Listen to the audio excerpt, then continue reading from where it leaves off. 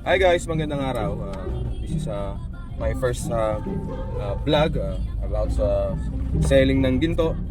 Gusto ko lang sana kayong isama para mag side hustle ngayong araw. So guys, ito nga pala, may mimit tayo. May papakita ko sa inyo. Tatanungin natin siya kung pwede siyang mai-video para maisama natin sa i-upload nating video na to. So meron tayong kamit si sir at gusto niyang i-avail itong 10 grams na tulak, Japan style. Imimit natin siya sa may pulong Kakutod McDonald's.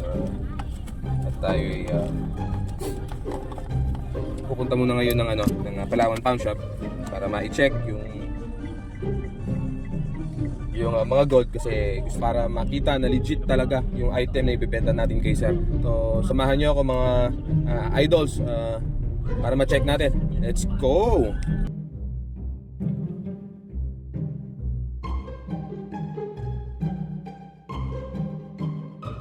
So ayun po, natapos na ho nating mapacheck yung gold necklace at yung iba pang mga ginto na binili natin kagabi. Tayo ay masaya ngayon, gawa ng legit 18K gold po sila. So guys, asahan nyo mga lodi na yung ginto natin talagang totoo at hindi peke.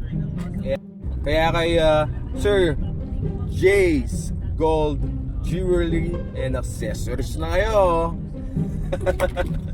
Nag-promote ng sariling ng sariling business, ha. Dapat ganyan na mag-side hustle, tama ako.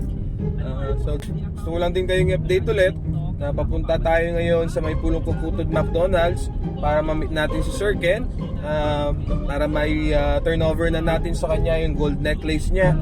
Guys, sabihin ko nga pala, binili niya yung gold necklace niya, nagkasundo kami sa presyo sa halagang 4.2 per grams. So times 10 natin yun guys, ha. Hindi ko sasabihin yung total, kayo na muna ang bahala. So namaya magkita-kita po tayo ron at para medyo may idea naman po kayo paano ako nakikipag-transactions, paano po ako nakikipag-usap sa mga tao.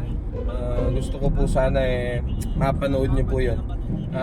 Ayun na nga mga idol, papasok na tayo ngayon, i-update ko lang kayo. Papasok na tayo ngayon dito sa may NLEX, papunta na tayo kay Sir Carl para naman may turnover na yung kanyang gold necklace.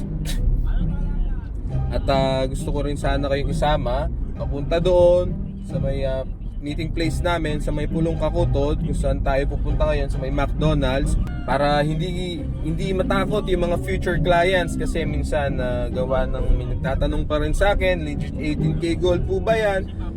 Legit gold po ba ang benta? No? Yes po, ito po yung isa sa mga patunay na legit po talaga tayo. 1 hour later.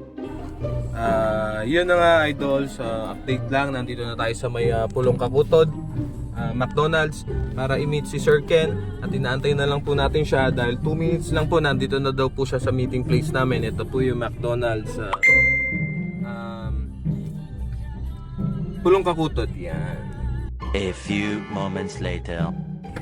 So ito mga idol, transact na kami ni Sir Ken. Check na niya yung 10 grams. Tago na lang ho natin yung kanyang kugwapuhan, gawa ng ayaw daw ho niyang makita.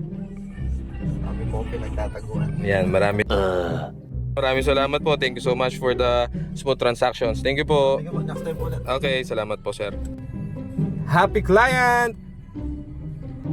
So yun na nga guys, napaka-blessed natin for today, gawa ng tapos na po ang transaction namin.